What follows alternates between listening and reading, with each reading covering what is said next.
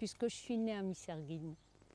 Misserguine, c'est un petit village à côté d'Oran où il y avait beaucoup de clémentines. Et entre autres, c'est le père Clément qui a inventé ce fruit. Très bien. Voilà. Donc, si tu veux, je suis née par accident à Misserguine. C'était en 1943 et mon papa était militaire de carrière, engagé. Et c'est au moment où, si tu veux, on appelait les pieds noirs pour venir libérer la France.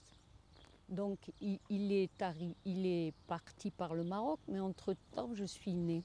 Et il y avait une agricultrice qui avait dit à papa, puisque cette agricultrice, elle nourrissait les militaires qui étaient cantonnés au départ de l'Angleterre, et du Maroc d'abord, parce qu'ils sont passés par le Maroc, et maman, qui avait déjà sa chambre à Oran pour accoucher, a laissé toute sa famille à Oran pour venir accoucher à Misserguine, sur la place de Misserguine. Et si tu veux, papa a eu le temps que de me voir 2 jours. Et il est parti en ayant vu sa fille. Et ça a été quand même douloureux parce que j'avais toute ma famille à Oran. Et ma grand-mère maternelle m'a vue également 2 fois. Il est arrivé un grand malheur. Elle était sur Oran à la marine et c'était au moment où mon oncle partait également à la guerre et elle allait lui chauffer un café au lait comme toutes les familles faisaient. On buvait le café au lait. Et cette mémé que je n'ai pas connue, elle a voulu allumer ce café au lait à mon oncle. Et au moment où elle a craqué son allumette, elle a fait un geste maladroit. Elle avait un bidon de pétrole qui allait du fourneau au bidon. Et son allumette a craqué et il y a une traînée du réchaud au bidon et ça a tout explosé. Donc ma grand-mère, Un drame. un drame qui Oui. commençait déjà à l'âge de 8 jours. Et ça déjà, ça marquait ma vie. Tu es née en quelle année? En 1943. 43. Et c'est le moment où ton papa s'en va, c'est ça? Mon papa, 2 jours, 3 tout jours à après, fait, il s'en va. tout à fait. D'accord. Alors explique-nous un peu cette histoire de cette armée pieds noirs qui part pour le débarquement. Eh bien oui, papa était engagé. Son père venait de mourir parce qu'il avait fait 14-18. Quel âge il avait ton papa à ce Mon moment-là? papa, il avait 18 ans, 19 18 ans. D'accord. Il rentrait dans l'armée comme engagé volontaire. Et mon grand-père venait de mourir, gazé en 14-18. Donc ma grand-mère n'avait plus d'argent. Donc ton grand-père né en Algérie, Oui, tout à fait. est bien mort en 14-18 Non, il est est rentré à Oran. Oui. Et ils avaient une petite laiterie qui n'ont pas pu subvenir à leurs besoins. Et mon père est rentré dans l'armée justement pour pas faire une bouche de plus à nourrir. Donc le grand-père étant mort. Mais il est mort où? Dans les tranchées? Non, à Oran, gazé et une jambe en moins. D'accord. Voilà. Donc il est rentré de la guerre gazé, Une jambe en moins. Voilà. Donc là, sa vie s'est arrêtée là. Et papa, si tu veux, il est parti, il s'est engagé dans l'armée. Voilà. D'accord. Voilà. Mais tu vois, déjà, dans mon arrivée sur Terre, j'avais beaucoup de prémonitions que ça n'allait pas se passer normalement. Par contre, ta maman, qu'est-ce qu'elle fait quand ton père part en Angleterre? Eh bien, elle attend. Oui, mais elle reste toute seule? Eh bien, premièrement, elle venait de perdre sa maman, puisque j'avais 8 jours. Donc, on ne lui avait pas dit que la maman était morte de cet accident cruel. Et elle n'a pas assisté aux obsèques de sa maman. Il avait dit qu'elle avait eu une occlusion intestinale, mais le fait est qu'il y avait eu un grave accident. Donc moi, je suis déjà venue sur Terre avec un gros problème. Ta famille d'origine, Ah, les origines les origines, bon, voilà. du côté de papa, sa mère était née à Benissaf, et la grand-mère et le grand-père aussi. Mais du côté de maman, son papa était d'Almeria, Espagne. Et il est arrivé dans les bras de sa maman qui avait 16 ans, qui était veuve et qui avait suivi les cousins pour s'installer en Algérie. À peu près tu as la période? Mon grand-père a dû naître en 1884, donc tout jeune, à 6 mois dans les bras de sa mère, et sa maman était déjà veuve à 16 ans. Donc ils se sont installés du côté d'Oran, et c'est là qu'ils ont fait leur trou, quoi. Et du côté de ma grand-mère paternelle, non, c'est une famille beaucoup plus ancienne, du côté du papa de mon père, qui était depuis des années... C'est-à-dire à peu près, tu peux évaluer? Toujours dans les mêmes 1870, 1880, mais enfin c'était à peu près à cette époque. Et du côté de la maman de maman, habitait Benissaf. Alors toi, tu vis en Algérie jusqu'à quel âge à peu près? Ah ben j'ai 19 ans jusqu'à l'indépendance. 19 ans. Donc pendant toutes ces années, qu'est-ce que, je veux dire, hormis les aspects guerre, Oui. Où est-ce que tu es scolarisée? Je veux dire, dans quel... Oui, je suis scolarisée parce qu'il ne faut pas oublier qu'en Algérie, on n'avait pas beaucoup d'instituteurs et pour ma part. Et papa, avant de partir en Indochine, il avait dit à maman, oh, cette petite en école laïque, elle ne fera rien du tout, on va la mettre dans un cours privé. Parce que à l'époque où moi j'allais en classe et que j'étais scolarisée, on allait à l'école qu'à mi-temps. C'est-à-dire qu'on faisait ou un matin ou un après-midi. Donc ça nous handicapait vraiment au point de vue scolarité. Donc il m'avait inscrite dans une école privée où j'ai fait ma scolarité. Et quand mon papa est mort en 1954, on a voulu me retirer de cette école privée et la directrice voulait me garder, ainsi qu'à mon frère, sans payer vraiment les cours de cette école. Et maman s'est sentie vraiment obligée à ce que je reprenne un cours laïque. Voilà. Mais entre-temps, j'ai eu aussi un gros malheur avec mon papa, puisque étant militaire de carrière, après le débarquement, Donc ton papa a débarqué sur les plages de Normandie? Tout à fait, avec le général Leclerc, la 2e DB. Il a libéré Paris, et j'en suis fière. Il est allé jusqu'à Strasbourg. Il a failli perdre une jambe à Saverne avant de rentrer dans Strasbourg. Il a été rapatrié sur le Val-de-Grâce. On a pu lui sauver sa jambe. C'était à l'époque où les Américains étaient en France. Et avec la pénicilline, on a pu lui sauver sa jambe.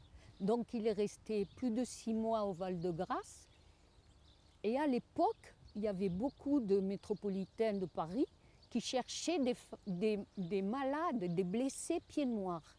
Et tout le monde cherchait à avoir quelqu'un de pieds noirs à la maison pour Pourquoi? Pour les prendre en convalescence, puisqu'ils étaient blessés.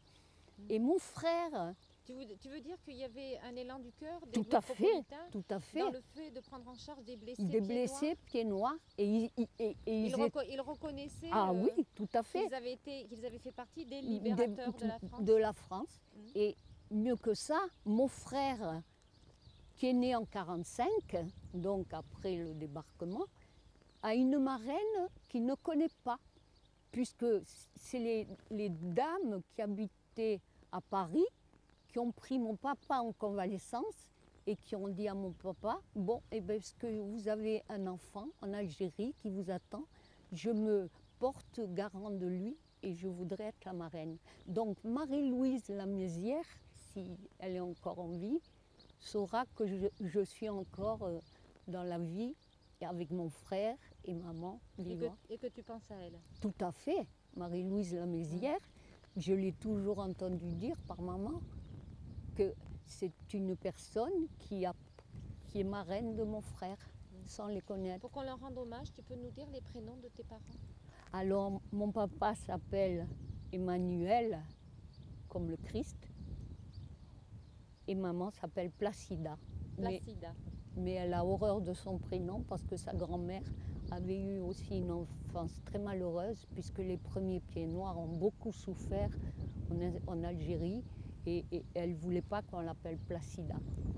Mais on l'appelle Placide. Et depuis Qu'est-ce que tu sais de cette période quand tu dis les premiers pieds noirs ont beaucoup souffert en Algérie? Oui. Qu'est-ce qui te vient dans ce qu'on t'a raconté? Est-ce qu'il y a des choses précises? Oui. Qu'est-ce qu'on t'a raconté de leur arrivée en Algérie? Alors mon grand-père maternel qui est arrivé dans les bras de sa mère et qui avait à peu près 6-8 mois, je ne vois pas exactement combien de temps, il a été élevé par sa grand-mère puisque, si tu veux, la maman avait 16 ans quand elle est arrivée en Algérie. Et c'est la grand-mère qui avait pris son petit-fils en charge. Et ils étaient pêcheurs à la marine à Oran. Et maman me dit encore, puisqu'elle a 93 ans et qu'elle vit, elle me dit, tu sais, ton grand-père, quand on le réveillait le matin de bonne heure à 5 heures du matin pour partir en mer pêcher, il avait 6 ans, il disait en espagnol, je veux pas aller au port parce qu'il y a des loups. Et les loups, dans les escaliers, ce n'étaient pas des loups, c'était des chats. Mais un gamin de 6 ans qu'on fait partir travailler au port en pleine nuit, ça le traumatisait. Et il lui disait, mais je crois que c'est des loups. Et la grand-mère, elle lui disait, non, non, c'est pas des loups, c'est des chats. Mais il partait quand même, s'embarquer. Et il partait en mer, comme ça. À 6 ans. À 6 ans, oui. Oui.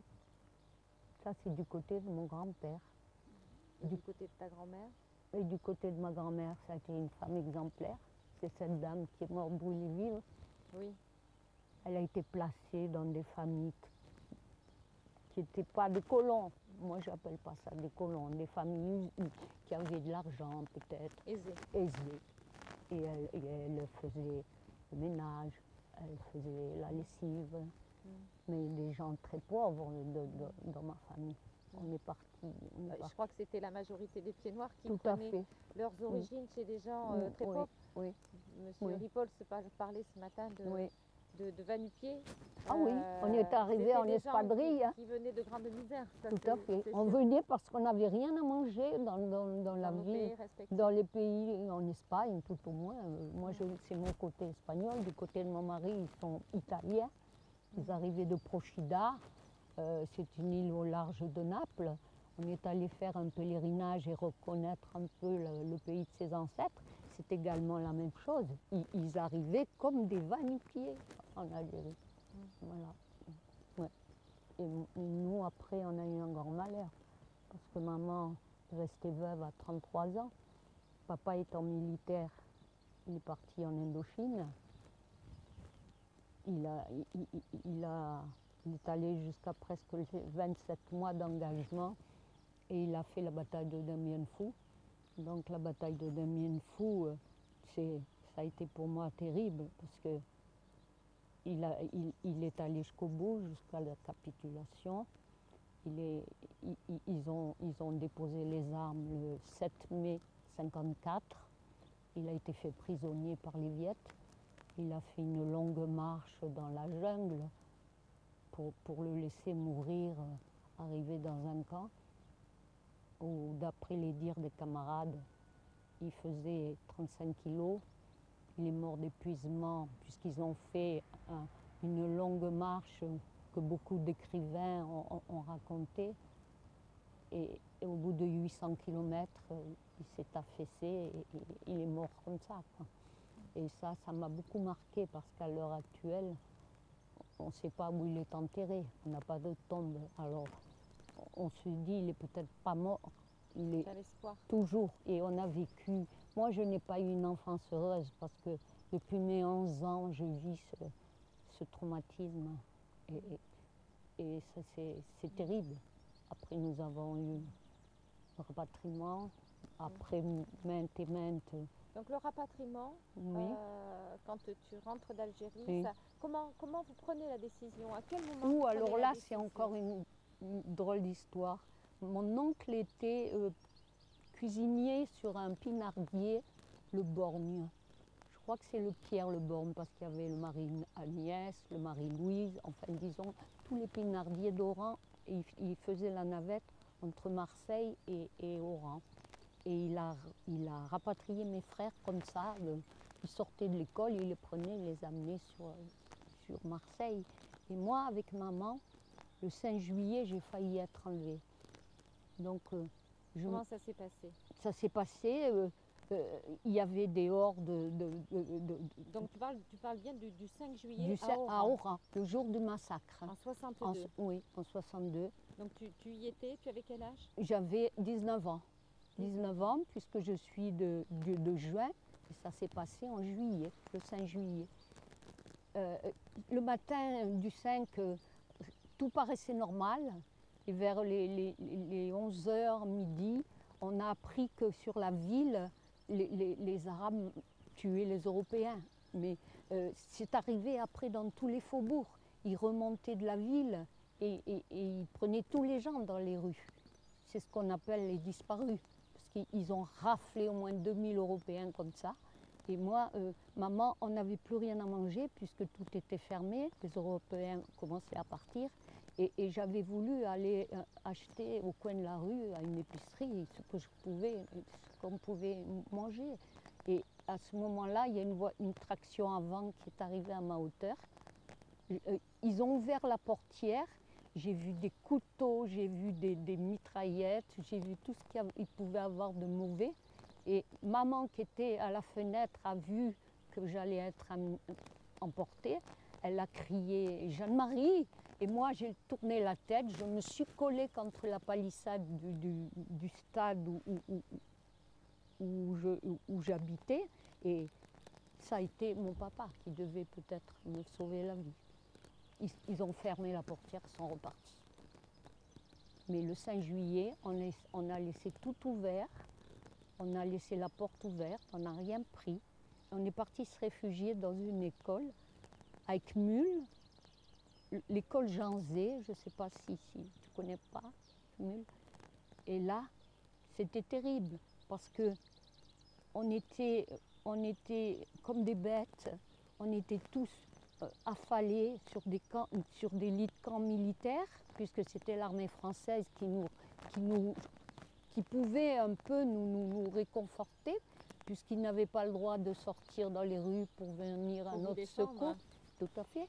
Et nous, on rentrait dans cette école où ils étaient stationnés. Et là, il y avait des trucs, j'ai les cris encore dans la tête, des femmes qui arrivaient violées parce qu'on ne trouvait pas leur mari. Et ton mari, il est où? Et elle ne répondait pas, bien sûr. Donc il y avait une horde de félagas qui passait dessus. Il y en avait d'autres, c'était les mamans qui attendaient un fils qui avait été pris ce jour-là. Et ce jour-là, eh bien, elles l'ont plus revu. Il y avait des pères qui ont disparu également. Enfin, ça a été une journée. Quand je...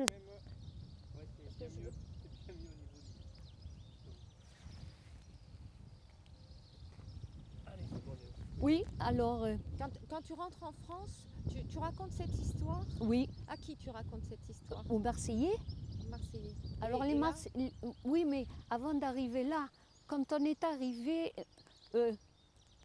on quitte Oran. Maman est sur le bastingage du bateau du tonton qui était cuisinier, c'est-à-dire le Pierre Le Borgne.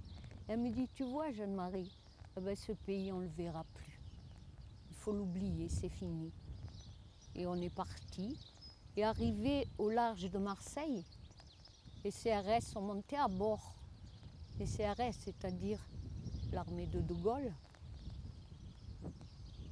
Et ils ont fouillé tout le bateau pour savoir s'il y avait encore des pieds noirs fichés par le FLN. Ils les auraient donnés aux autorités françaises s'ils avaient retrouvé des pieds noirs. Aux autorités algériennes, ils les auraient redonnés? Ou aux autorités algériennes ou aux autorités françaises, puisqu'ils étaient de mèche. Hein. Oui. Oui. Et on a pu arriver au port de Marseille, ils sont redescendus, ces maudits CRS.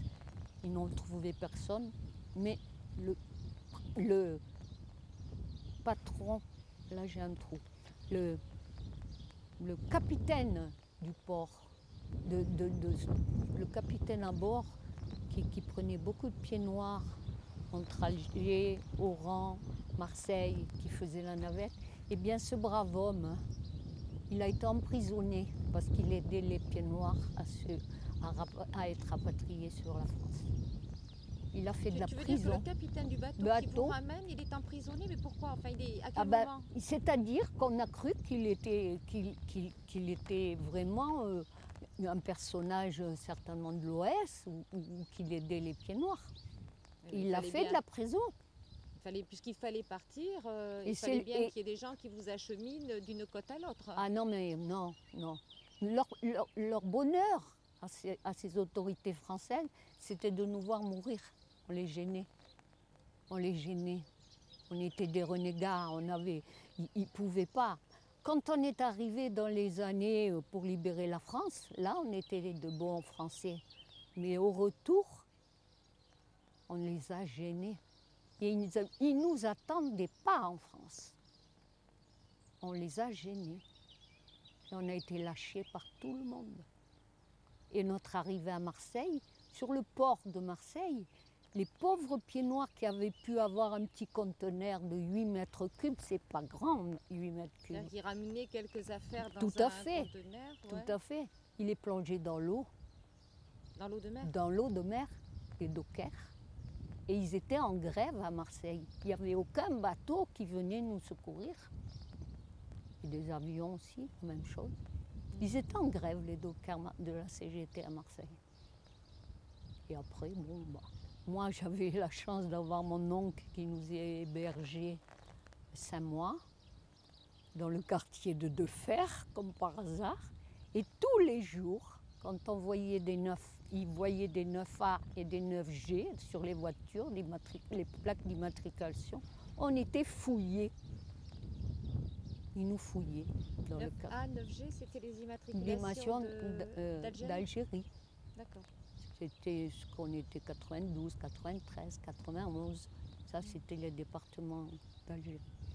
Et on arrivait à être fouillés parce qu'ils avaient peur encore qu'on arrive à faire des attentats en France. Et moi, ce qui m'a choqué quand je suis rentrée dans les magasins à Marseille, c'est qu'on ouvrait le sac en Algérie, on nous fouillait. Et là, les premières fois que j'allais à Marseille dans un grand magasin, j'ouvrais mon sac. Ou alors on levait les bras pour se faire fouiller. Et ça m'a resté longtemps, ce genre. Je ne peux pas entendre un feu d'artifice. Ça me rappelle les grenades, ça me rappelle les bombes. C'est toujours en moi, tout ça. Là, j'ai fait une psychothérapie de 3 séjours en psychiatrie, 3 séjours, oui. Et là, je refais une psychothérapie parce que j'ai encore des problèmes. Et on me soigne par IMO, c'est-à-dire on me fait évacuer tout ce que j'ai enduré avec les yeux. Oui, et là, de nouvelles méthode canadienne. Oui, c'est ça. Et voilà. Et on essaye de me sortir d'affaire. Mais j'espère. Mais maintenant, j'ai mes petits-enfants qui sont très mignons, qui un jour à la maîtresse lui a dit « Maîtresse, je vais vous chanter une chanson que personne ne connaît dans cette classe. » 6 ans. Il est allé à l'estrade, la maîtresse lui a dit « Viens Nino, viens nous chanter ». Il s'est mis au garde à vous et il a chanté les Africains. C'est nous, les Africains qui revenons de loin. Tout à fait. Et ma belle-fille nous a dit, eh bien, vous voyez votre fils, vous ne lui avez jamais parlé d'Algérie, vous avez toujours évité de lui raconter votre histoire, mais c'est mes enfants, vos petits-enfants, qui vont relever le flambeau et qui vont parler des pieds noirs. Et ça m'a fait énormément de plaisir. Jeanne-Marie, tu crois qu'on va pouvoir raconter à un moment donné la belle histoire de l'Algérie? Je pense, mais j'ai encore un peu de soupçon. De l'appréhension?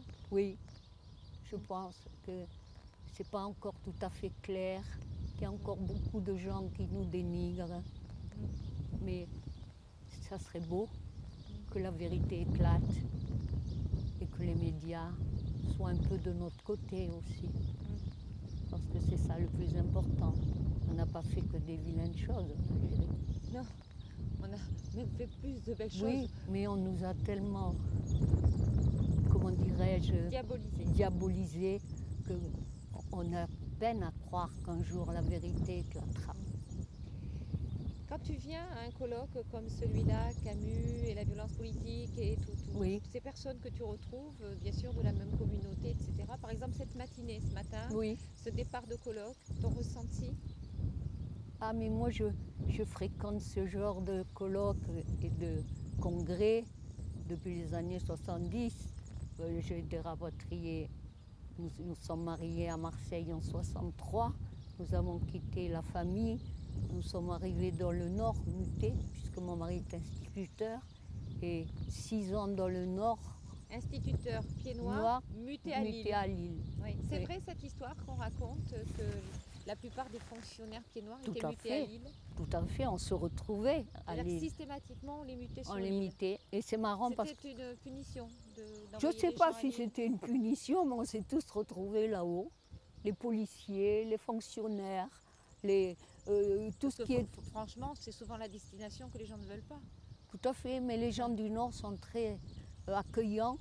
Oui, ça on le sait. oui, Ça, on le sait. C'est d'accord. vrai que les ch'tis sont réputés pour Oui, leur chaleur, ouais, pour oui. leur... Mais ce qui est curieux, moi, j'ai souvent entendu dire que les pieds noirs, les fonctionnaires ont été mutés à Lille. Si, Ça si. m'a toujours interpellée. Si. Et là, c'est marrant parce que quand on voyait un policier, c'était un policier avec des bacchantes. Et bien sûr, on avait peut-être fait une erreur de conduite. Il nous arrêtait, permis de conduire. Il voyait qu'on était né à Oran. Il disait pourquoi à Oran il n'y a pas de sens interdit ou il n'y a pas de feu rouge. Et on sympathisait parce qu'il voyait qu'on était du même pays. Mais il y en avait beaucoup, beaucoup. Et là, j'ai toujours milité, hein, toujours. Mais j'ai jamais parlé à mon fils de tout ça. C'est un tort parce qu'il serait parmi nous là. Mais je pense qu'un jour ou l'autre, il reconnaîtra un peu. Parce que vous savez... Hubert Ripoll en a parlé ce matin Oui, de pourquoi, oui. pourquoi vous n'avez pas parlé aux enfants. Bon, enfin, certains pieds noirs ont parlé, mais pourquoi la majorité n'ont pas parlé à leurs enfants? Bon, ça t'a parlé cette intervention d'Hubert Ripoll ce tout matin? à fait, oui. Et je pense que si maman est comme elle est en ce moment à 93 ans, dans une maison insalubre, sans commodité, le jour où on l'a mise dans cette maison, elle a baissé le rideau et elle n'a jamais plus parlé de rien du tout. Et ça nous, on est traumatisés par ça, par maman. Et moi, j'ai continué.